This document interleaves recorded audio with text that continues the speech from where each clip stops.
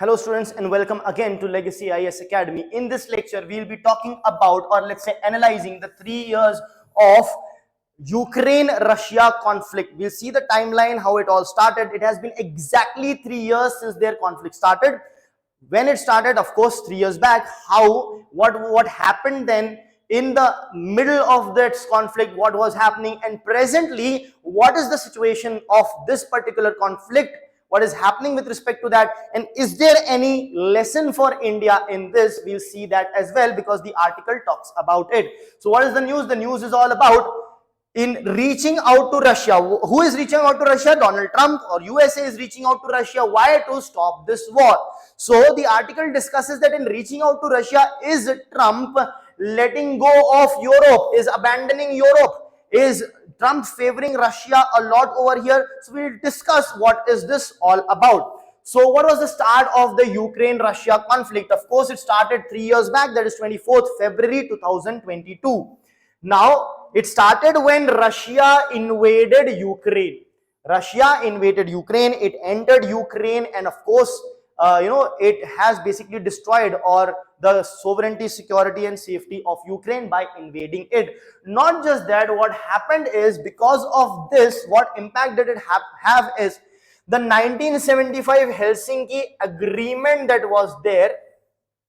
Basically, it diluted that agreement which was there. It sort of disregarded the Helsinki agreement which was there, which was signed in 1975. Right. What was this agreement all about? This agreement talked about saying that the national borders of the countries that are there, they are inviolable. No one can violate this. No country can violate any other country's national border is what this agreement said. So let alone war, you cannot even enter or alter them in any manner or use force in any manner to alter the border whatsoever. This was the Helsinki Accord. So to know more about it, the Helsinki Accord, also known as the Helsinki Final Act. Sometimes UPSC asks the question or the act by different names, so we should identify the important ones with different names as well. So Helsinki Accord, also known as Helsinki Final Act, or of course the Helsinki Accord or the Helsinki Declaration. Right? It was what? It was a document that was signed during the third phase of the Conference on Security and Cooperation in Europe, which was held in Helsinki, which is in the country Finland. Helsinki in Finland. So 2 years of negotiation were going on, after which this was signed, and that negotiation was known as the Helsinki process. Now, who were the participants of this Helsinki Accord? All the then European countries except for Andorra and Albania. Except for Andorra and Albania, all the then European countries plus the North America, United States and Canada were part of the Helsinki Accord. Now, of course, this was signed to ensure that the borders become inviolable. But then, even after signing, why is this not effective? This is not effective because it was not binding in nature. For any agreement to be binding in nature, it has to become a treaty. That means it has to be signed. It has to be signed after the approval of the parliaments of the respective countries that are involved. So did that happen? Did all the parliaments of these countries approve it? No, it did not happen. As a result of which, it was never binding in nature. It was just a mutual agreement. Anyhow, it would not have had any binding nature to it. Now, even if it would have any binding nature, would Russia have not done it? Who knows? Probably it might still have done it, because Russia is a nuclear power. How do you stop a nuclear power except for diplomacy? You can't do much about it. Of course, sanctions and all are there, but you cannot use brute force to stop one nation from from entering or invading, because then it may escalate to a nuclear warfare as well.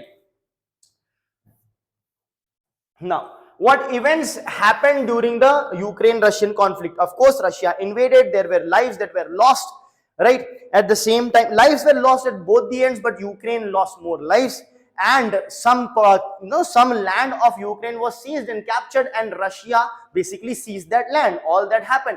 Apart from that, in March 2023, that means after about 1 year of this conflict, the International Criminal Court, ICC, it issued the arrest warrant for Vladimir Putin, the president of Russia, Vladimir Putin. Why? For the war crimes, because it is considered as a war crime. It is as good as a war that is there, right?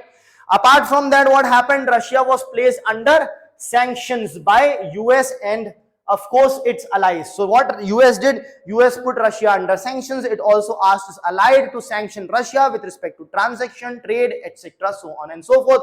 Also, its assets were frozen. Its asset basically outside of Russia is frozen. In Russia, of course, it's the Russian government's rule, but the money, the assets and everything involved in the rest of the world, especially in US and in other allied countries, were completely frozen. I hope that's clear. Now, because of this, what happened? Moscow was shunned. Yes, they were sort of shunted by them. But even then, what happened is the destruction and the death kept on mounting up. So what happens? It's a war sort of which starts. You put sanction. There are two ways to react. When Russia is invading Ukraine, Russia is being destructive. There is killing, war crime is happening, and then you put a sanction. You cannot just keep watching. So you do something. What you do is you put a sanction. After putting a sanction, then Russia can say, okay, fine, I'll reduce it, I'll not do it, I'll look to stop it. Or Russia will say, I'll do it even more.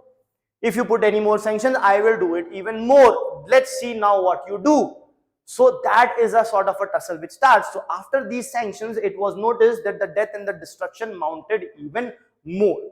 Now, what is the present situation of this conflict? Present situation is such that there has been an unexpected Russia-US rapprochement.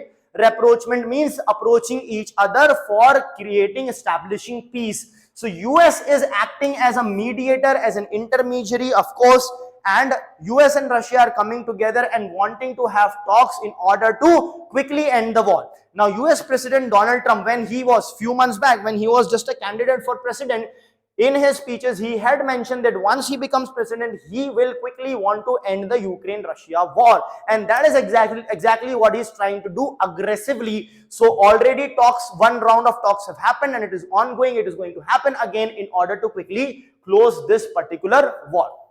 Now, because of it, is it a situation wherein USA is actually diluting the NATO agreement?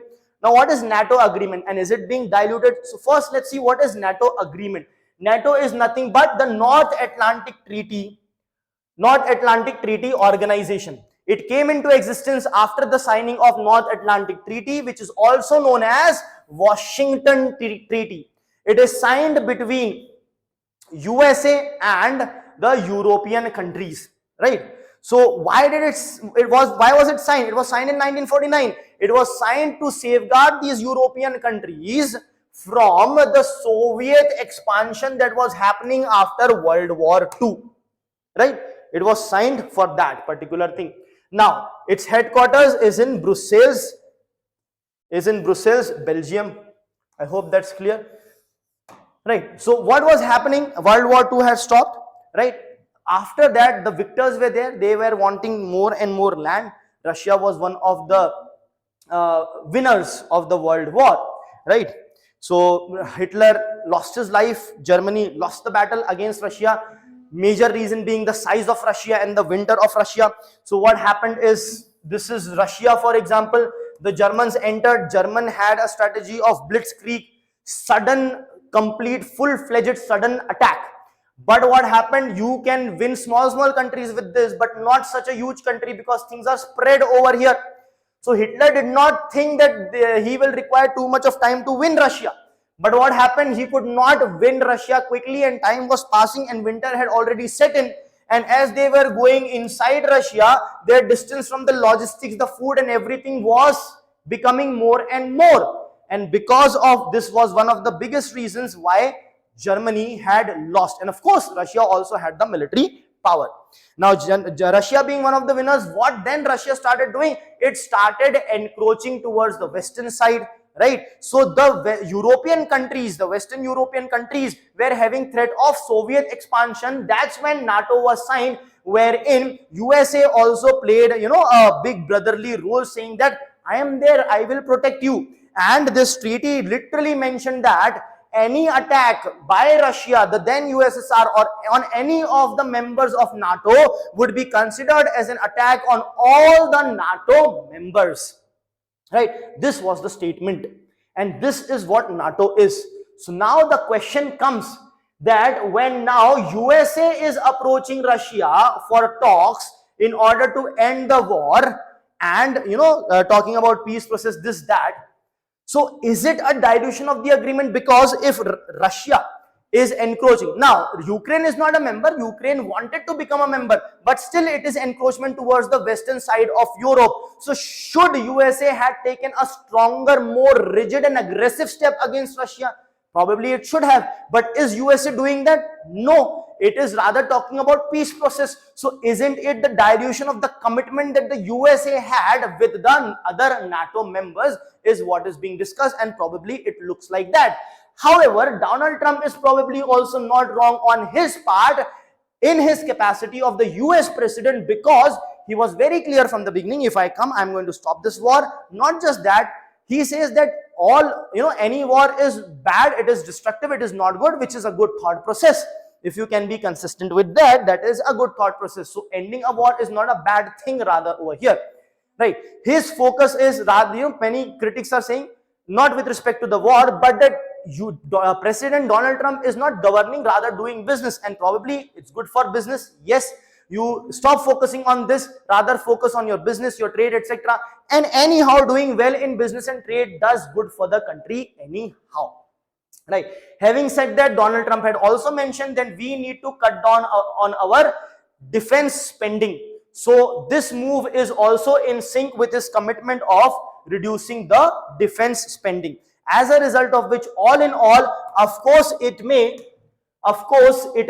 dilute the NATO agreement, but at the same time it would be beneficial for USA. Now, which are the NATO members?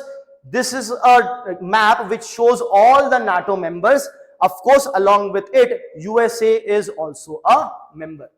So this is the map of basically Europe, who are members of NATO, and its headquarters is in Brussels. Any organization, when you study, you should know what its headquarters is all about. And if you talk about what kind of an alliance it is, please know, because some alliance can be economic, some alliance can be political, some alliance can be defense. If you have a defense alliance, that is of higher order. Economic alliance is the lower order, then the political, then the defense. Why? Because economic, okay, not much integration is needed, but defense alliance, a lot of integration. In here you are saying that attack on one member is attack on entire NATO. So it is considered a very strong and let's say cohesive organization. So it is a political military alliance. However, as we see, there might be a dilution which might be happening, but at the end of it, probably a positive thing, that is the end of Ukraine-Russia war, may be the outcome. Thank you.